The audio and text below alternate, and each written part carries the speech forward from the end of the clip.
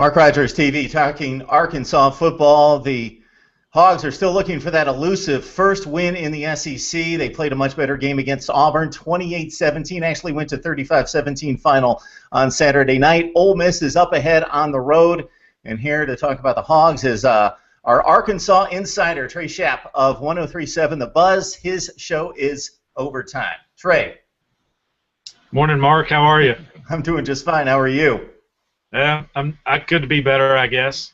Well, you're going to get better because we're going to look at the positives. We're going to start with the positives because it was 52-7 against South Carolina, 52-0 stomping against Alabama, and they took on a top 10 team, and it was a competitive football game, and they still had a shot at 28-17 with about 10 minutes left to play.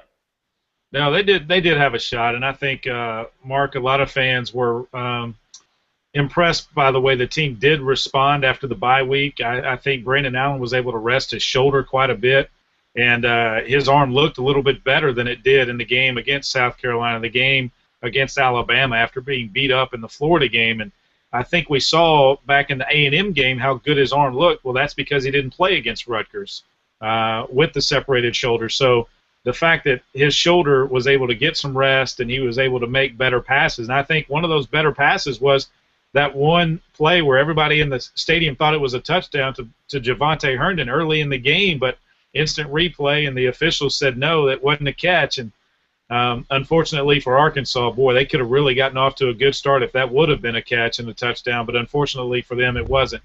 But I want to say this real quick about Brandon Allen. I know he's taken a lot of shots from some of the media in the state, some of the fans in the state. The coaches have not taken any shots. And, Mark, you go back to the play where he tried to slide to get a first down and got tackled by 3 Auburn players, one of them stepping on his leg, and a gash that Brett Bielema said after the game when he went and looked at it, he had to turn away. It was so bad and so deep. He goes into the locker room, gets stapled up, and comes back. Only missed 2 series, but the 2 series he missed, A.J. Derby, the backup, throws an interception off of a tip pass, and unable to get the ball from center, fumble Auburn football, so they basically spotted him 14 points. Yeah, I was going to get to that because you mentioned the Herndon play down the sideline. Beautiful pass by Allen. Laid it right in there. That was a dime. That could have been a 7-0 game. Could have been off and rolling at home against Auburn in that situation. That was a very questionable review call. I'm not saying that he did catch the football cleanly. Boy, but that was a tough reversal to make.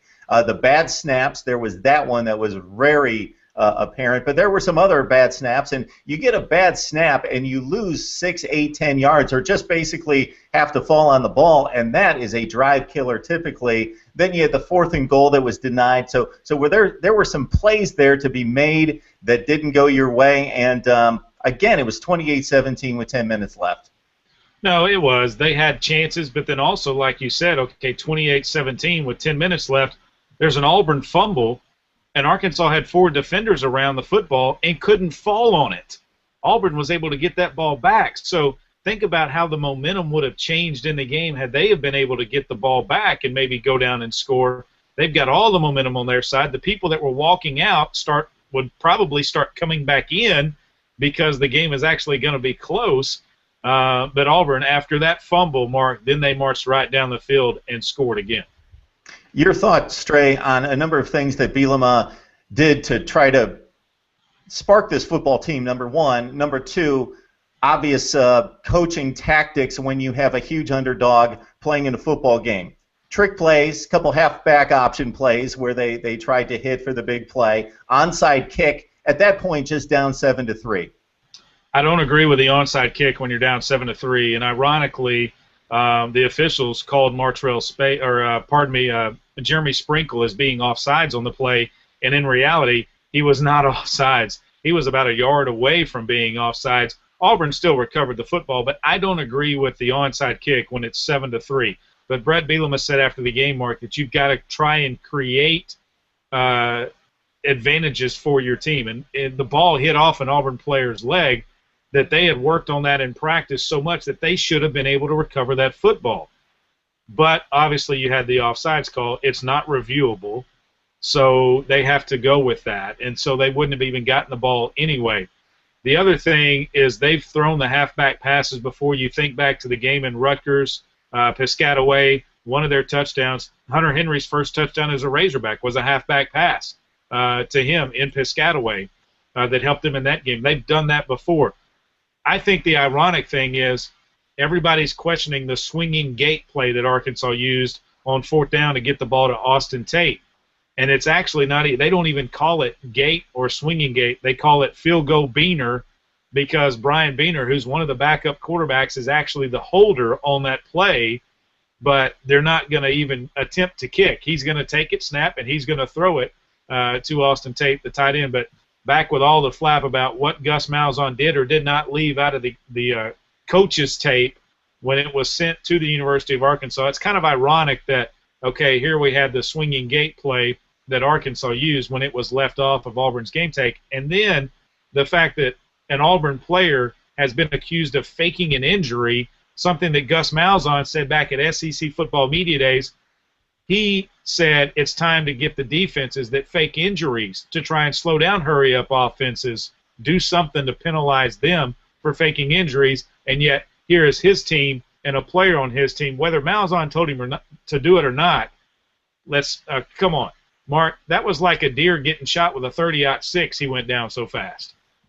Yeah, we'll not focus on that, but my goodness, the videotape seemed to be very obvious for a couple different reasons. Number one, walking around the end zone, and then all of a sudden, bam, just a deer, exactly, deer laying on the highway, and Gus Malzahn's reaction was just classic when he was asked about it after the game in regards to got hurt.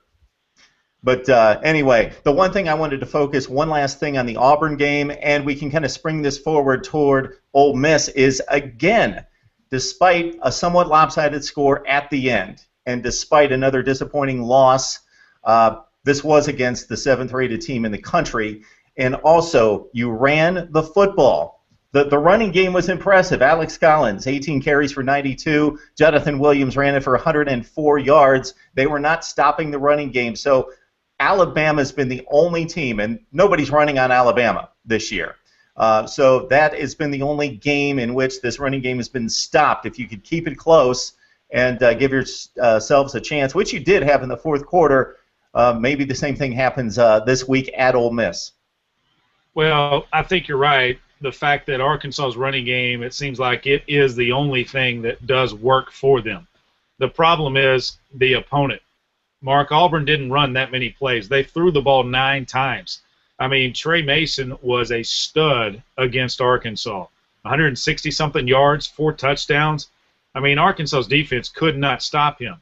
They're going to face another quarterback this week in a Bo Wallace at Ole Miss that likes to carry out that fake. It's kind of the same type of offense. Hugh Freeze was at Arkansas State, took them to a bowl game, won a Sun Belt Conference championship. Gus Malzahn comes in a year later when Freeze goes to Ole Miss, did the same exact thing. Took them to the same bowl game, won a same Sun Belt Conference championship. So it's those two offenses are very similar. I think it helps Arkansas in the fact that they just played an offense like that in Auburn. They're going to face an offense just like it in Ole Miss. Some players, yes, a little bit different talent level, but I think it's basically the same scheme that Arkansas is going to see Saturday over in Oxford.